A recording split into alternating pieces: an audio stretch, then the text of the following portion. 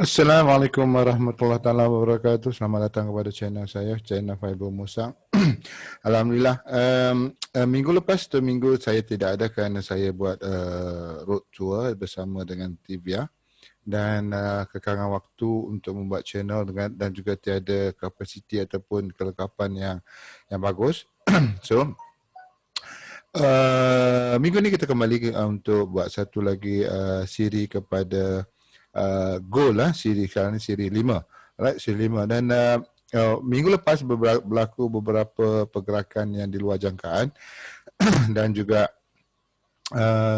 kita kena melihat countingnya kepada daily secara keseluruhan dan ini adalah mapping saya untuk minggu ini. Okay, dan Alhamdulillah kita lihat kalau the bigger time frame instead of a smaller time frame untuk ambil sikit-sikit macam di sini minggu-minggu lepas. Ya, Alhamdulillah ramai yang profit, tetapi di sini berlaku news di hari Jumaat tu hari dan di sini mengubah counting dia. Baik, ini adalah pandangan peribadi saya. Jika bermanfaat, insya-Allah anda dapat ambil. Jika tidak, kebiarkan saja. Okay, now kita pergi kepada daily terlebih dahulu. Now, di daily di sini berlaku satu jatuhan. Alhamdulillah di sini memang telah pun berlaku beberapa hari yang lepas. So because of this, maka kita dapat melihat satu pullback.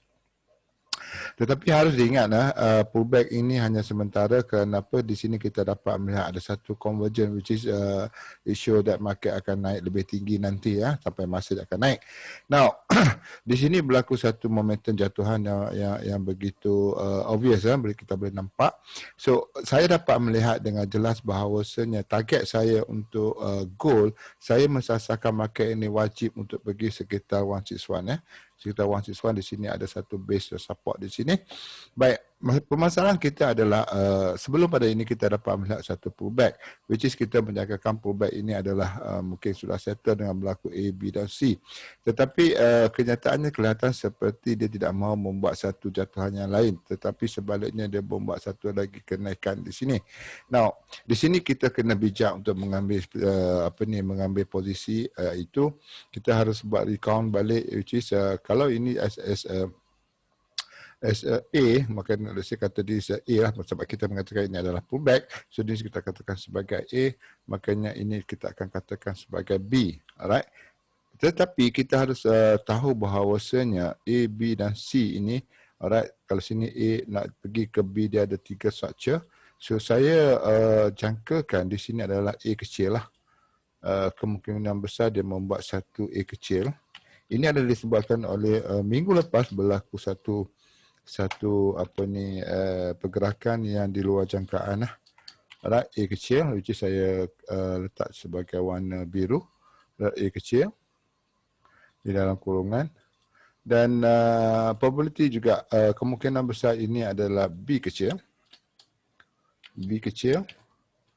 Dan kita mensasarkan market ini akan membuat satu lagi iaitu C kecil di area sini. Ini hanya mapping untuk minggu hadapan. So kita mensasarkan market ini akan membuat C kecil di area situ dan akan membentuk satu A, B, C which is akan memberikan kita sebagai B lah. Yang warna hitam ini akan membentuk B lah, A, B dan dia akan pergi kepada C. Baik. Persoalan kita adalah betulkah dia punya pembentian. Kalau kita lihat di sini, jatuhan berlaku di sini dan kita juga dapat melihat di sini ada satu kenaikan di area sini dan juga di area sini kita dapat melihat satu jatuhan dan di sini juga ada satu ending kepada sini dan membuat satu kenaikan. Baik. Kalau kita lihat kepada apa yang dikatakan oleh Fibonacci, alright, makanya yang ini saya buang dulu kerana kita sudah dapat jenis sasaran. Baik, base pada sini kita mendapati yang kenaikan ini wajib membuat satu kenaikan yang bersifat dengan pullback lah. Alright, dia membuat satu kenaikan bersifat dengan pullback. So di sini ada satu momentum besar yang maha kuat. Alright, di sini satu kuat. So kita menggunakan kaedah pullback tanpa CB. So kita pergi kepada H1. Maka kita buat satu penarikan Fibonacci base pada sini sampai ke atas. Now, pergi balik kepada H4. Tadi kita dapati area sini sebenarnya area adalah area 161. So kita boleh nampak dia tidak boleh bolos. Di sini adalah area 161 zone dia. So di sini kita katakan sebagai satu A. Now, base pada sini pula base pada sini pula kita dapati ada satu dominant break sebelum pada dia memecahkan CB di sini ya. Sebelum memecahkan CB di sini maka dia ada satu dominant break. So kita buat satu pengukuran base pada sini, dominant di sini, dan dia akan memberikan kita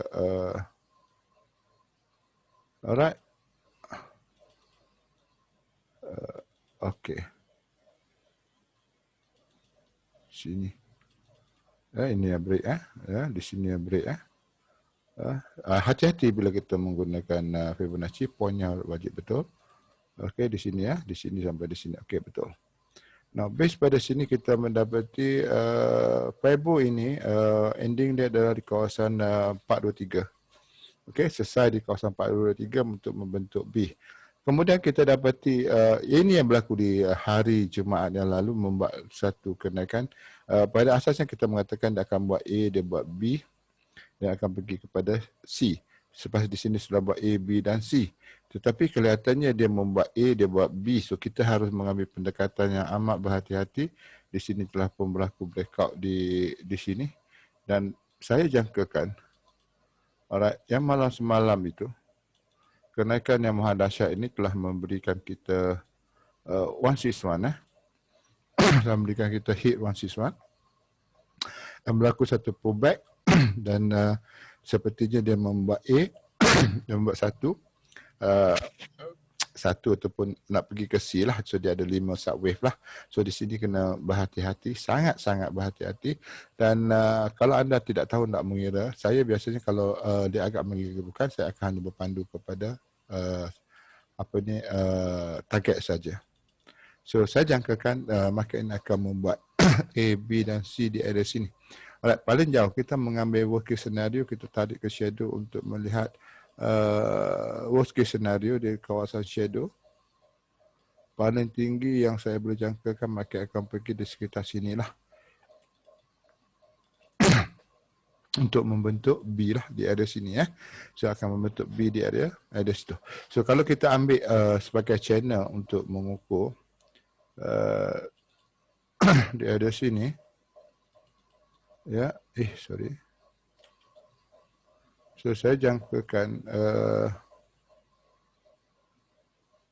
okey. Di area sini kita kena berhati-hati untuk melihat setup sekiranya ada lah. Di area sini kita kena berhati-hati untuk melihat setup di area 261. So kalau kita lihat kepada daily semula, kita mendapati sebentar saya buang dulu dia punya Fibonacci ni ya. Bentar.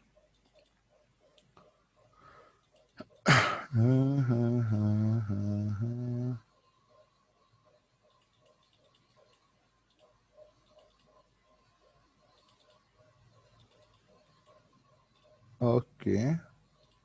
Kita pergi kepada daily balik. So kita dapati ini adalah kawasan semalam yang market naik dan kembali reject dan naik kembali. So di sini saya sasarkan bahawasanya C berada di area sini lah.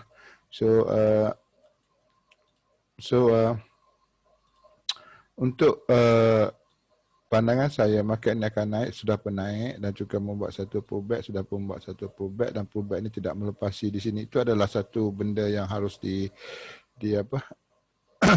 diambil kira. So saya ingin melihat market ini pergi ke C di situ untuk membuat B sebelum pada jatuhan di sini akan membentuk satu lagi iaitu C di area sini. Alright, so kita mahukan C di area sinilah.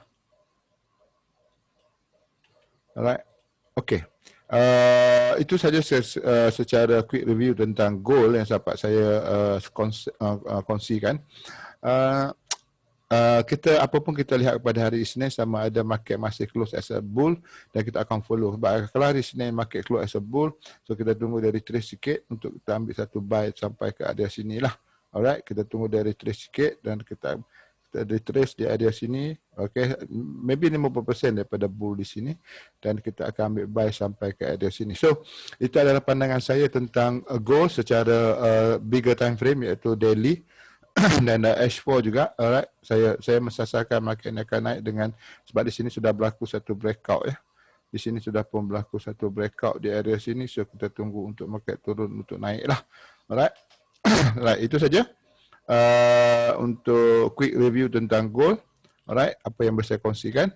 So, jumpa lagi nanti untuk siri yang ke-6 pada hari Isnin untuk melihat secara detail apa yang berlaku dan di mana saya akan pagi untuk saya akan buat video tentang bagaimana untuk mengambil posisi di area sini.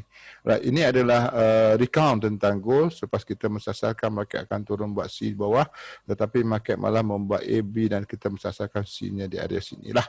Alright, itu saja. Jumpa lagi di lain waktu. Alright. Assalamualaikum warahmatullahi taala wabarakatuh.